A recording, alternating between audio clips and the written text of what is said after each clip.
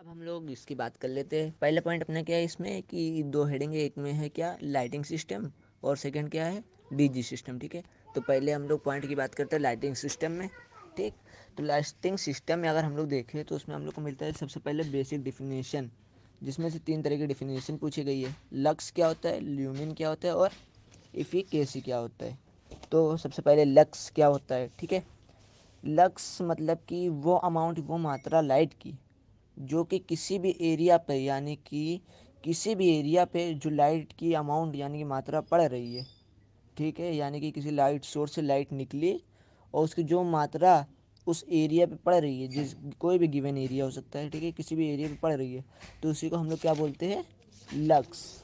ठीक है, लक्स को हम लोग ल्यूमेन पर मीटर स्क्वायर से भी डिनोट करते हैं। ठीक, यानी कि 1 lux is equal to 1 lumen per metre square होता है। ठीक है ना। अब हम लोग सेकेंड पॉइंट की बात करते हैं कि ल्यूमेन क्या होता है। ठीक, हम लोग लक्स बात कर लिया, ल्यूमेन अब देखते हैं ल्यूमेन क्या होता है। कि वो मात्रा जो लाइट के सोर्स से डायरेक्टली निकल रही है। ठीक है, कोई भी लाइट सोर्स है, उसकी जो टोटल अमाउंट की है, यानी कि टोटल मात्रा है जो लाइट सोर्स से निकल रही है। ठीक, उसी को हम लोग क्या बोलते हैं, ल्यूमेन। अब देखो एक चीज़ ध्यान रखना, ल्यूमेन वो मात्रा है जो लाइट सोर्स से निकल रही है और लक्स वो मात्रा है जो ज़मीन पर पड़ रही है। ठीक है, तो ये दोनों में अंतर हो गया या समझने के लिए। ठीक है, अब जो ल्यूमेन होता है उसको हम लोग कहते हैं ल्यूमेन पर वाट भी कह सकते हैं। ठीक है, इसको ल्यूमेन पर वाट भी कहा जाता है। या हम लोग ये भी कह सकते हैं कि वो मात्रा जो कि लाइट सोर्स में जैसे आ तो रही थी, लाइट सोर्स में कन्वर्ट हो जा रही है, जैसे इलेक्ट्रिकल, जैसे बिजली हम लोग ने दिया, करंट आई, अब जितनी करंट चेंज हो गई सोर्स में, यानी कि लाइट सोर्स में, लाइट में जितनी चेंज हो जा रही। ठीक, तो वही मात्रा यानी कि सोर्स से जो लाइट निकल रही है और कितनी लाइट निकली है, जितनी बिजली अंदर की चेंज होगी। ठीक, तो उसी को कहते हैं, इसका हम लोग एक और नाम से मैंने बताया क्या कहते हैं, ल्यूमेन पर वाट के रेशियो को भी हम लोग ल्यूमेन कहते हैं। ठीक है, अब आगे देखते हैं कि ल्यूमिनियस इफिकेसी क्या होता है। ठीक, ल्यूमिनियस इफिकेसी ये होती है वो मात्रा लाइट की जो कि प्रोड्यूस करी, यानी कि लाइट सोर्स से जो प्रोड्यूस हो रही है विजिबल लाइट। ठीक है, कितने अच्छी तरीके से विजिबल लाइट को प्रोड्यूस कर रहा है, उसी को हम लोग कहते हैं ल्यूमिनस इफिकेसी। ठीक, फिर से ल्यूमिनस इफिकेसी क्या होता है कि वो मात्रा जो कि लाइट सोर्स से प्रोड्यूस हो रही है, निकल रही है, और वो विजिबल लाइट, कितने अच्छे तरीके से विजिबल लाइट निकल रही है लाइट सोर्स से सीधे। ठीक है, कितने अच्छे तरीके से विजिबल लाइट यानी कि देखने वाली लाइट निकल रही है लाइट सोर्स से। ठीक, ये हो गया ल्यूमिनियस इफिकेसी। तो हम लोग का 3 पॉइंट हो गया अभी हेडिंग, लक्स क्या होता है, ल्यूमिन क्या होता है और ल्यूमिनियस इफिकेसी क्या होता है। अब हम लोग अपने नेक्स्ट टॉपिक की तरफ बात कर लेते हैं, क्या होता है कि लैम्प कितने टाइप्स के होते हैं और उसके क्या क्या फीचर्स है। ठीक है, तो हम लोग आजकल देखते हैं कि पिछले लगभग 100 साल से ही आर्टिफिशियल लैम्प बनने लगे, और आज के लैम्प हम यानी कि लाइट्स का सोर्स अगर हम लोग आर्टिफिशियली देखें, जैसे लाइट बल्ब हो गया या इस तरह के, हम लोग का आजकल बहुत ज़रूरी हो गया है, समझ लो, बिना इसके हम लोग अब रह नहीं पाते। ठीक है, तो लाइट हमारे लिए एक लाइफ का एक पार्ट बन गया है, समझ लो।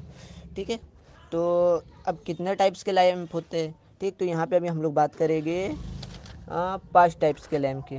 ठीक है, तो 5 टाइप्स में लैम्प्स में हम लोग पहले बात कर लेते हैं कि हेलोजन लैम्प क्या होता है। ठीक, तो हेलोजन लैम्प क्या होता है, हेलोजन लैम्प एक इंडिसेंट लैम्प होता है, यानी कि इंडिसेंट लैम्प एक ऐसा लैम्प होता है जो कि ज़्यादा पावर खींचते हैं, जैसे कि 100 वाट वाला बल्ब।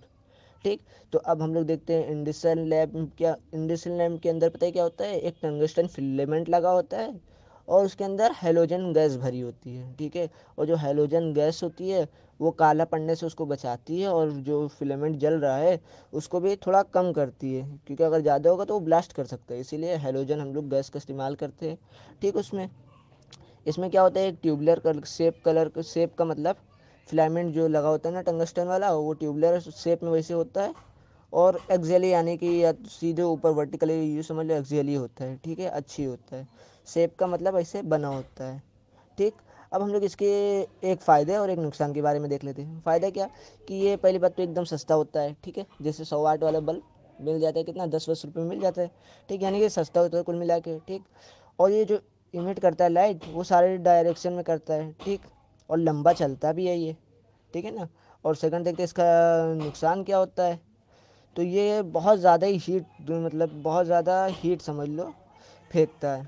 यानी कि अगर 100 वाट वाला बल्ब के पास हम लोग खड़े हो तो बहुत ज़्यादा गर्म टाइप का हम लोग को लगने लगता है, ठीक है। और साथ ही ये बिजली बहुत ज़्यादा खाता है, ठीक है। अब हम लोग नेक्स्ट की तरफ बात कर लेते हैं, फ्लोरेसेंट लैम्प क्या होता है, ठीक। इससे पहले मैं फ़ोटो भेज दे रहा हूँ जिससे और अच्छे से एक्सप्लेन हो जाए।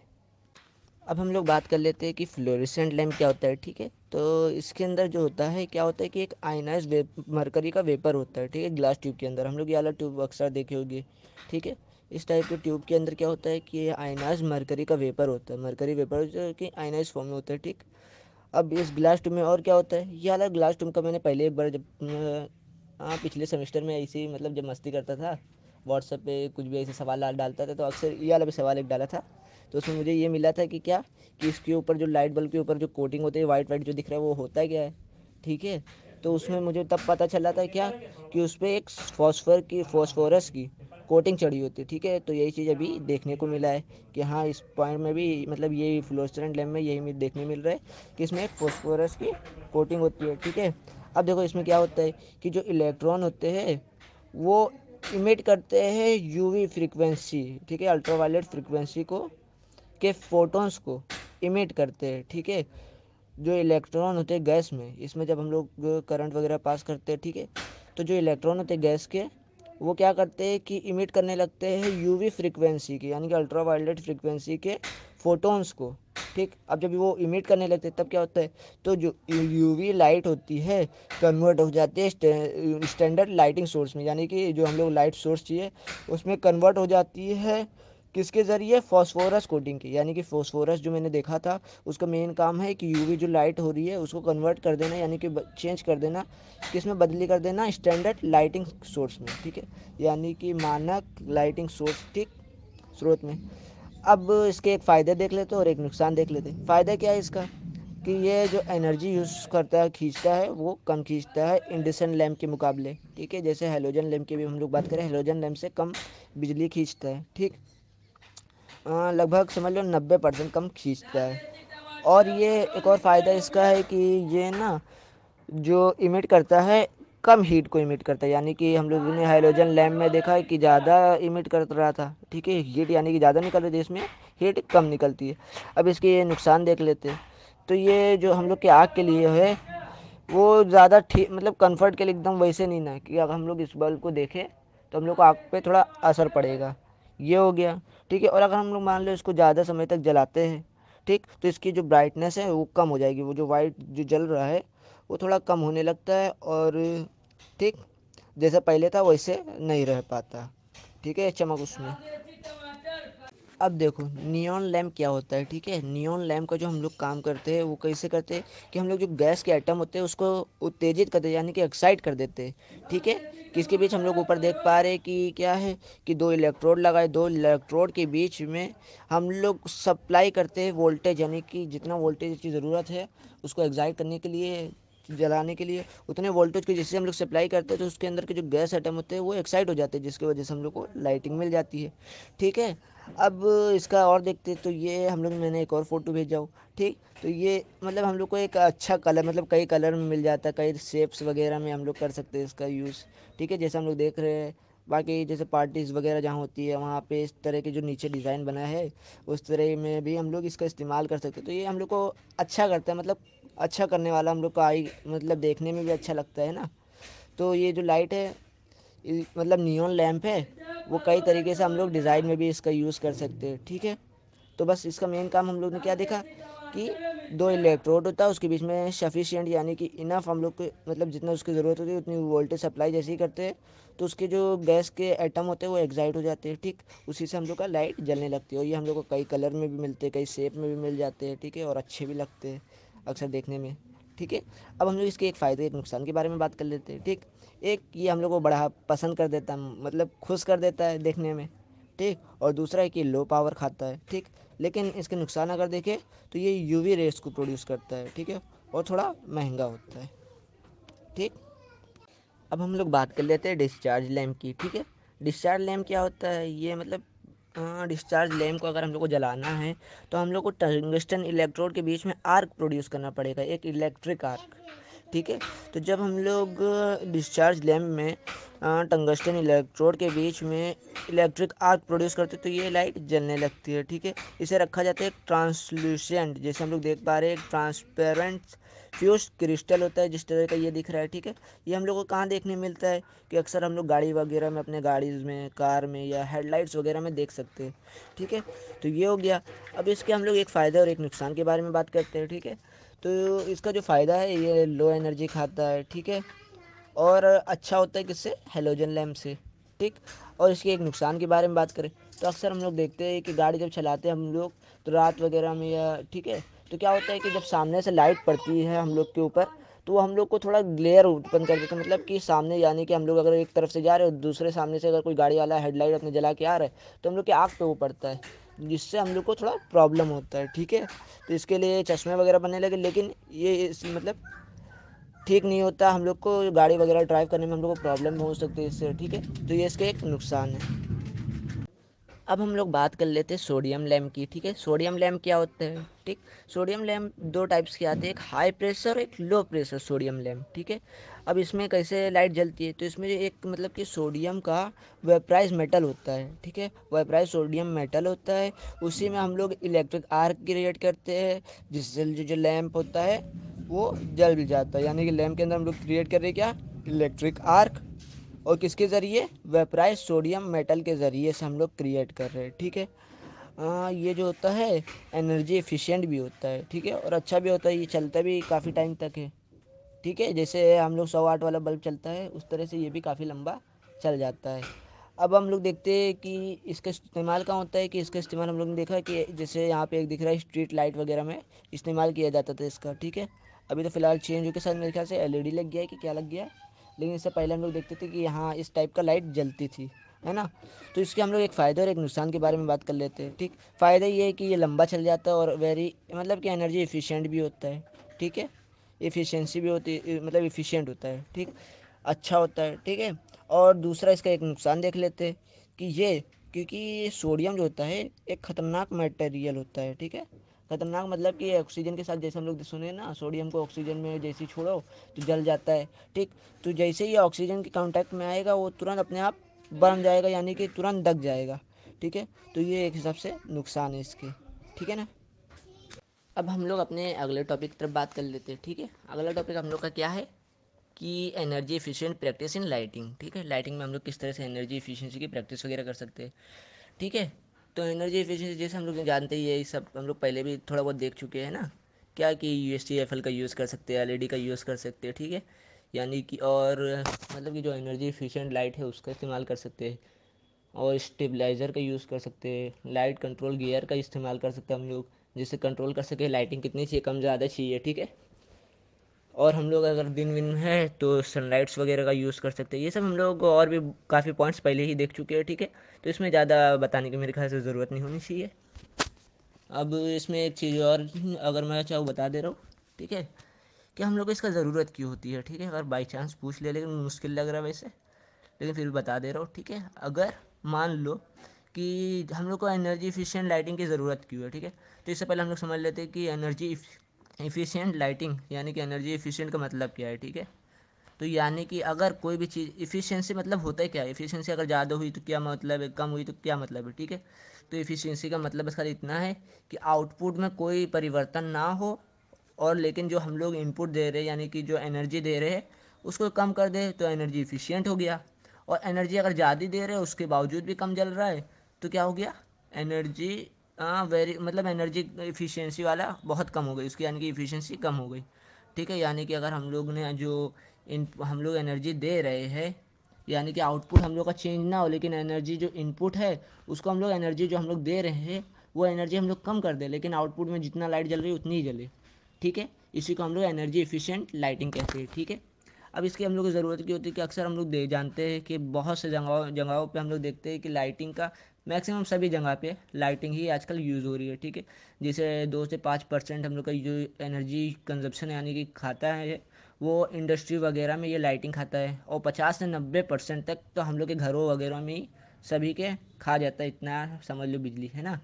इतना मतलब कि एनर्जी को कंजर्व कर जाता है, यानी कि खींच लेते, खपत होती है यहाँ पे लाइटिंग में केवल बता रहे, ठीक है। और 20 से 40% तो कॉमर्शियल बिल्डिंग्स वगैरह, होटल्स वगैरह हो गए या दुकान वगैरह हो गए, यहाँ सब पे इतने मतलब एनर्जी लग जाते हैं लगभग, ठीक है। अब अगर ऐसे में अगर सब लोग मान लो कि हेलोजन लैम्प जैसे का इस्तेमाल करेंगे, यानी कि काफ़ी जो एनर्जी खाता है, ठीक।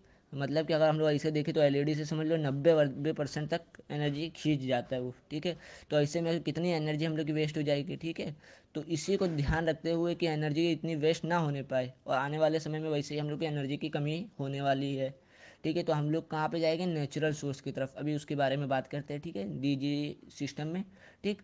तो उसमें क्या होगा कि जब एनर्जी सोर्स इतनी जल्दी से तेज़ी से ख़त्म हो रहा है और उसमें अगर हम लोग इफ़िशियंसी चीज़ इस्तेमाल ना किए तो और तेज़ी से ख़त्म होगा और आने वाले समय में काफ़ी प्रॉब्लम होने लगेगी, ठीक है। तो इसी को ध्यान रख के हम लोग को एनर्जी एफिशिएंट लाइटिंग की ज़रूरत होती है, ठीक है। इससे क्या क्या फ़ायदे हैं कि हम लोग पहले तो बिजली का बिल कम आएगा, इससे हम लोग जो इन्वायरमेंट है उसमें थोड़ा ग्रीन हाउस इफेक्ट जो इमिशन हो रहा है, यानी कि इन्वायरमेंट भी क्लीन रहेगा जितना हम लोग अच्छे से इफ़िशिएंट चीज़ का इस्तेमाल करेंगे, ठीक है। बिजली तो अपनी बची रही है, ठीक। तो इस तरह के कई फ़ायदे वगैरह भी है, ठीक है।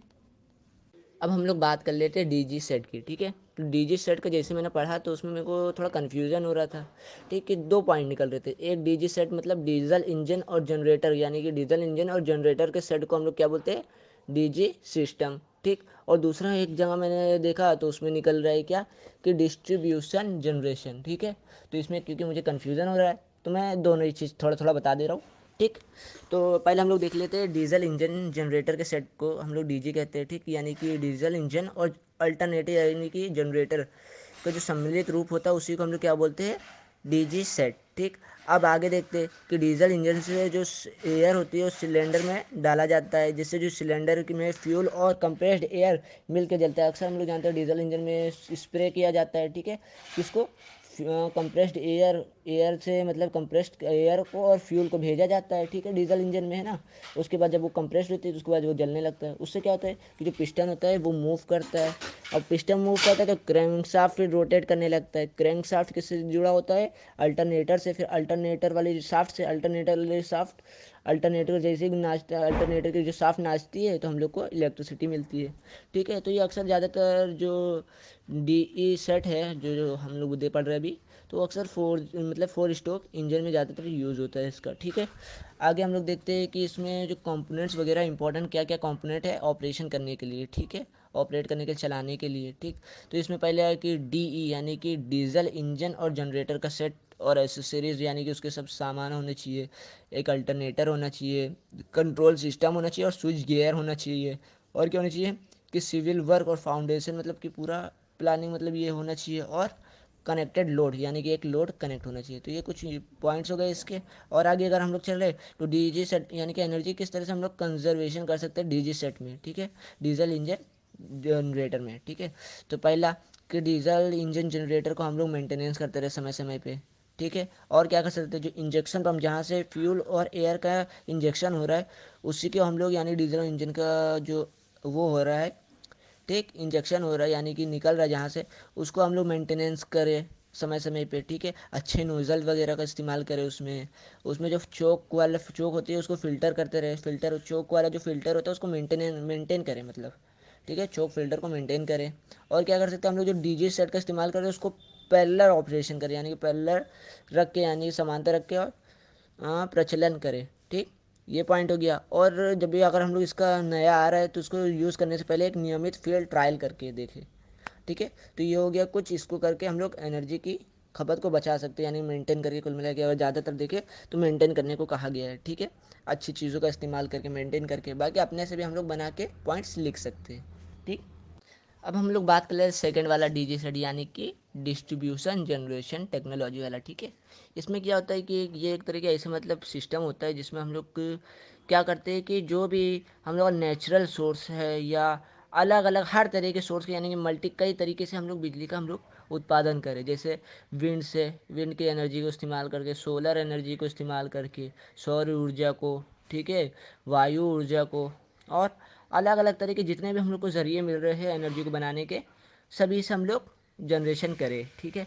तो ये इसका जल्द ही होने वाला है ऐसा, क्योंकि हम लोग का फ्यूल जो हो रहा है, सुनने में आ रहा है कि ज़्यादातर फ्यूल हम लोग का क्या हो रहा है, ख़त्म हो रहा है, ईंधन हम लोग का ख़त्म हो रहा है, तो आगे वाली जो जनरेशन आने वाली है उनको एनर्जी मिलेगी नहीं, तो यही सब उन लोग को ऑप्शन मिलेगा। तो जहाँ तक ये सब जल्दी ही करने वाले फ्यूचर में, ठीक है। तो इसमें क्या, इसके क्या क्या फ़ायदे वगैरह होंगे, ठीक है। तो हम लोग को मतलब कि कुल मिला के अगर हम लोग डिस्ट्रीब्यूट कर देते जनरेशन, यानी कि कई तरीके से जनरेशन कर रहे हैं, ठीक है। चाहे सोलर हो, चाहे विंड हो, चाहे स्मॉल हाइड्रो पावर जनरेशन हो, ठीक है, यानी कि जो हाइड्रो यानी कि वाटर एनर्जी को इस्तेमाल करके, ठीक है, फ्लो एनर्जी का इस्तेमाल करके, कुल मिला के सभी चीज़ का इस्तेमाल करके हम लोग जो यूज़ कर रहे हैं उसी को डिस्ट्रीब्यूशन जनरेशन कहते हैं। इसमें पहला इसके क्या क्या मतलब अगर हम लोग ऐसा करते तो क्या क्या होगा कि ज़्यादातर जगह पे हम लोग एरिया में हम लोग एनर्जी को डिस्ट्रीब्यूट कर पाएंगे, यानी कि फैला पाएंगे, यानी कि जहाँ जहाँ नहीं है इसका अगर हम लोग इस्तेमाल कर रहे हैं, सूरज यानी कि सब तरह की एनर्जी का इस्तेमाल करें तो काफ़ी एनर्जी हम लोग की बना सकते हैं, जिससे हम लोग हर जगह एनर्जी पहुंचा सकते हैं, ठीक है। जैसे ओशियन वगैरह लैंड है, ओशियनिक लैंड, वहाँ पे हम लोग बना सकते हैं, वहाँ पे सीधे सोलर एनर्जी का यूज़ वगैरह करके रूलर है गाँव वगैरह में भी इस्तेमाल कर सकते हैं, ठीक है। और क्या कर सकते हैं कि सेकंड इसमें हम लोग को अगर मान लो कि हम लोग के पास एक बैकअप सप्लाई मिल जाता है कि हाँ यहाँ चलो बंद हो गया तो वहाँ पे सप्लाई है, वहाँ से सप्लाई है, उधर है, उधर है, यानी कि हर तरफ से हम लोग को सप्लाई कहीं है। तो एक बंद हो गया कोई बात नहीं, दूसरे तरफ से लेते हैं, ठीक है। तो इस तरह से कहीं पे भी मतलब लाइट कट ऑफ भी थोड़ा कम होगी, ठीक है। तो हम लोग को कई ऑप्शन मिल जाता है, ठीक। इससे अगर हम लोग को मान लो अचानक किसी को ज़्यादा एनर्जी की ज़रूरत पड़ गई तो हम लोग दे सकते हैं, जैसे कहीं फंक्शन वगैरह में ज़्यादा सप्लाई अगर वो कह रहे हो, ठीक है, हम लोग को ज़्यादा नीड हो, ठीक है। तो इसके लिए भी हम लोग दे वगैरह सकते हैं, ठीक है। अगर हम लोग मान लो ज़रूरत पड़ती है, किसी को ज़रूरत पड़ती है ज़्यादा सप्लाई की तो पहुंचा सकते हैं, ठीक। अगला हम लोग क्या देख सकते हैं इसमें कि हम लोग है ना मल्टी जनरेशन जिसे कर रहे हैं, ठीक। तो इससे काफ़ी मतलब इकोनॉमिकल फ़ायदे, यानी कि आर्थिक में भी अवस्था में भी हम लोग के काफ़ी फ़ायदे होने वाले, यानी कि हमें लोग की अगर बात कर ले तो लाइट बराबर मिल रही है तो उसका हम लोग अच्छे से यूज़ कर सकते हैं। अगर मान लो लाइट आजकल जाती है तो काफ़ी प्रॉब्लम हो जाती है, ठीक। तो लाइट बराबर मिलेगी तो उसका भी हम लोग को भी काफ़ी फ़ायदा होगा, ठीक है। तो हम लोग मेन इसमें जो डिस्ट्रीब्यूशन जनरेशन किया गया है उसका मेनली फोकस जो किया गया है वो डेवलप करना है किससे, क्लीन एनर्जी रिसोर्स, यानी कि जो क्लीन एनर्जी जैसे कि नेचुरल एनर्जी का हम लोग को इस्तेमाल करके, ठीक। नेचुरल में फ्यूल की नहीं बात कर रहा हूँ, मैं बात कर रहा हूँ तो सोलर एनर्जी, विंड एनर्जी और वाटर एनर्जी, ठीक है, ये सब की बात करें इसमें, ठीक है। तो इसका हम लोग इस्तेमाल करके काफ़ी एनर्जी बना सकते हैं, ठीक है। तो ऐसा जल्द ही मेरे ख्याल से होने वाला है कि हम लोग इस तरह, और काफ़ी जगह हो ही रहा है अभी, और फ्यूचर में क्योंकि और कम होने का तो इसका मेरे ख्याल से और ज़्यादा ही अपॉर्चुनिटी बढ़ जाएगी, ठीक है। तो ये हो गया energy efficiency opportunity in DG set, okay. अब हम लोग बात कर लेते हैं अपने लास्ट टॉपिक की तरफ, क्या है कि लोडिंग एस्टिमेशन क्या होता है, ठीक है। तो यहाँ हम लोग देख रहे हैं कि एक फार्मूला मैंने भेजा हो, ठीक है, KVA यानी कि 3 फेस के लिए और सिंगल फेस के लिए, ठीक। अगर मान लो सिंगल फेस है तब क्या है, किलो वाट एम्पियर बराबर वोल्ट इंटू एम्पियर अपॉन 1000। लेकिन अगर हम लोग 3 फेस सिस्टम की बात करें, ठीक है, तो kilowatt ampere is equal to 1.732, यानी कि ये क्या हो गया, _√3 की वैल्यू हो गई, ठीक है। तो हम लोग ये भी कह सकते हैं _√3 वोल्ट इंटू एम्पियर अपॉन 1000, ठीक है। तो ये फॉर्मूला गया। अब इसी का हम लोग एस्टिमेशन करते हैं लोड का, कितना लोड निकलता है, ठीक है, इसी का यूज़ करके। तो हम लोग ने एक चीज़, मैंने एक और फोटो भेजा हूँ, नीचे देखेंगे, ठीक है। तो एस्टिमेशन ऑफ लोड लिखा है, ठीक है। वहाँ पे क्या लिखा है कि माना कि एक 1500 किलो वाट एम्पियर, ठीक है, ये करंट दी गई है, ठीक। 1500 किलो वाट एम्पियर का डीजल जनरेटर, ठीक है, डीजल जनरेटर का सेट है इतने का, ठीक।